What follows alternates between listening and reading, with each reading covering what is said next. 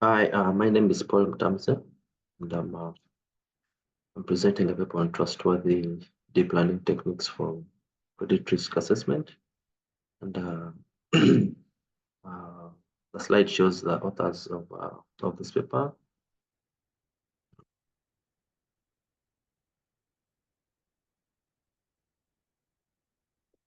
So we're going to follow this order.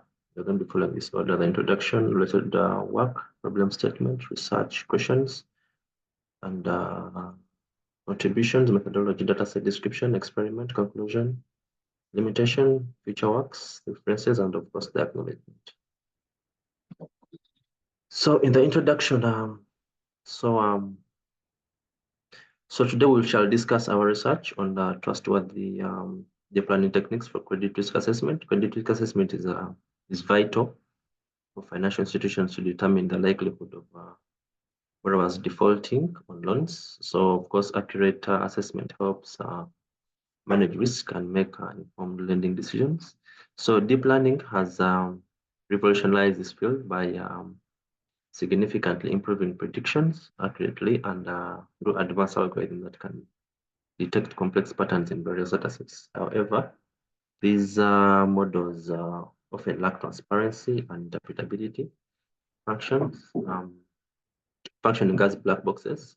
This raises concerns which leads to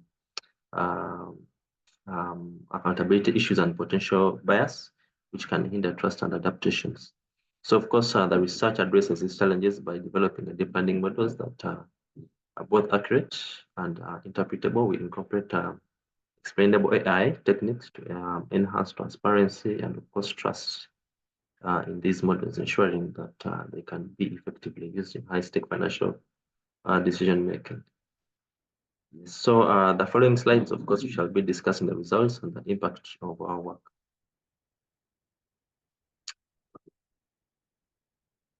So the related work, we can see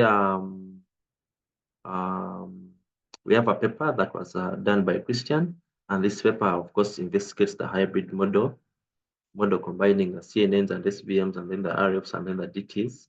It highlights the benefits of CNNs for feature extraction and, of course, interpretability offered by other models, demonstrating the effectiveness of hybrid approaches. Then we can also see Boyer and Hall talking about SMOT. And of course, this paper introduces SMOT technique, which addresses the issues of class imbalances by generating synthetic samples for minority classes.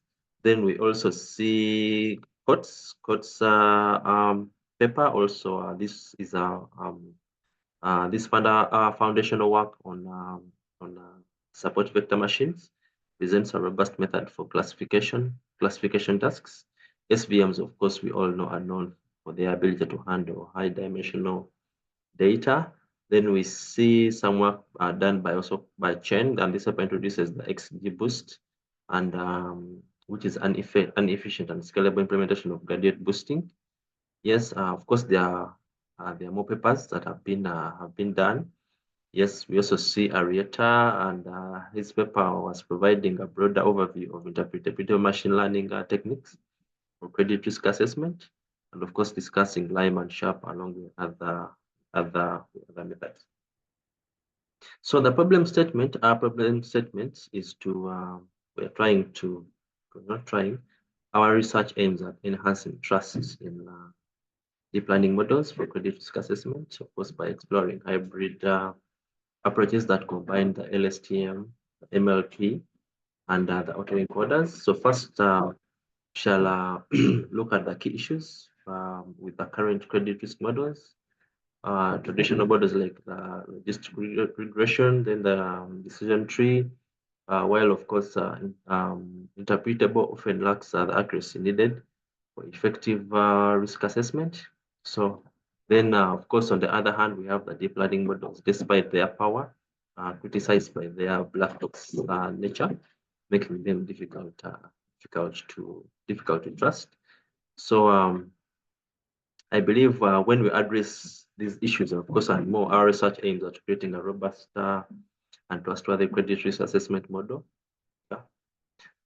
So our objectives, the objectives for this research, of course, is to build a hybrid model that is going to be combining LSTM, the MLP, and then the autoencoder for credit risk assessment. And of course, we're also going to be applying explainable AI techniques on the models.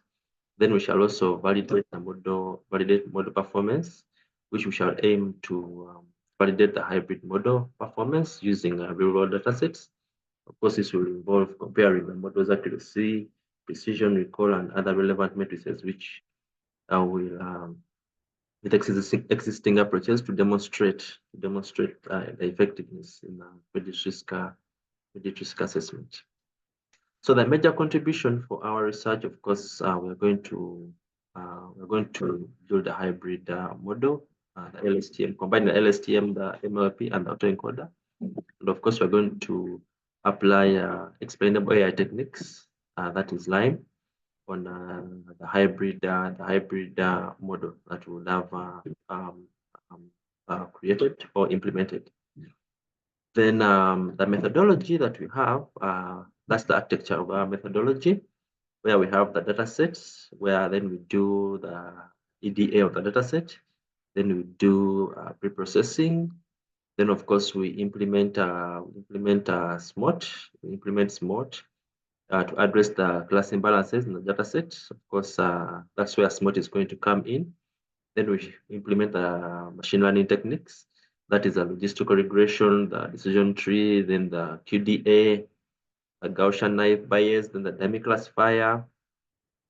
Then after we shall implement the deep learning techniques. Yes, we shall implement the LSTM, the MLP, and the autoencoder. Then after implementing this, we shall create a hybrid model, and then we do AI on that model using LIME. Yes, we shall use LIME to implement XAI. Then, of course, we shall do model evaluation and, of course, explanation at the end. Yes, architecture is shown. So our data set, the data set we're going to be using is we're using default credit card clients, data set that was originally conducted in Taiwan in 2005. It's a UCI machine learning repository with over 30,000 data points. So of course, we have over 23 features, and of course, some of the features will include default payment for the next month, education, sex, age, bill, among others. So when we do our EDA, this is our EDA that we do with the histogram showing a distribution of the ages in the credit card data set. The majority of the customers are between the ages of 25 to 40 years old, with a gradual decline in frequency as the age, of course, as the age increases.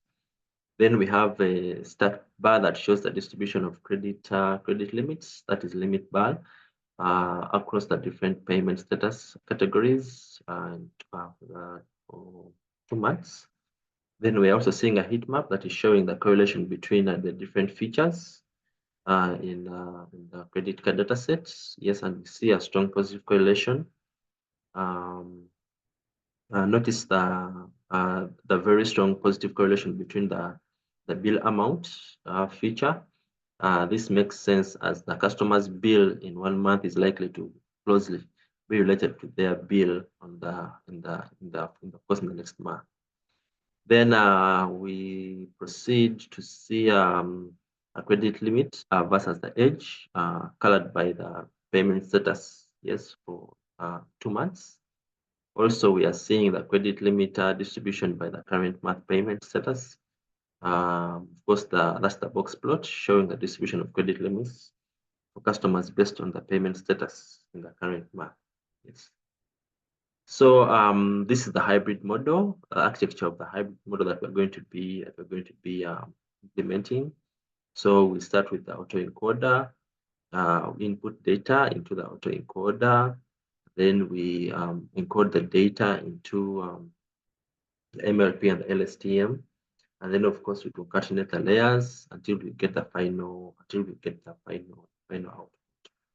So the results of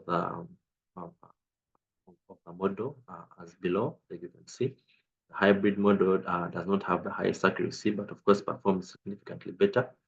When it comes to precision, recall and F1 score, given that precision and recall are more critical in classification tasks involving default predictions, where the false positives and the false negatives have significant consequences. So the hybrid model performs better overall. So then we have the small term technique that we use to address the class imbalances earlier mentioned. Then, of course, we have other models. We have the machine learning models that we implement. We have the decision tree, the dummy, and we have the Gaussian naive Bayes extra trees. Then we have the QDA. So then we also have the individual deep learning models, the MLP, LSTM, and the autoencoder.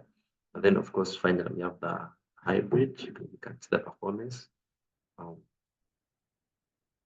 Then we have our we have the force plots for Lime.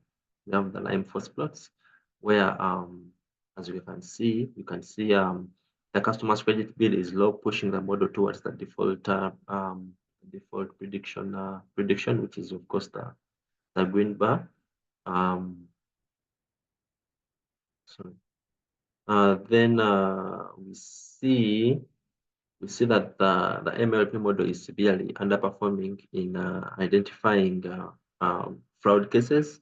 It appears to be biased towards the majority class, yes, which is of course a non-fraudulent transaction. This is a serious issue for credit risk assessment, where correctly identified fraud is crucial.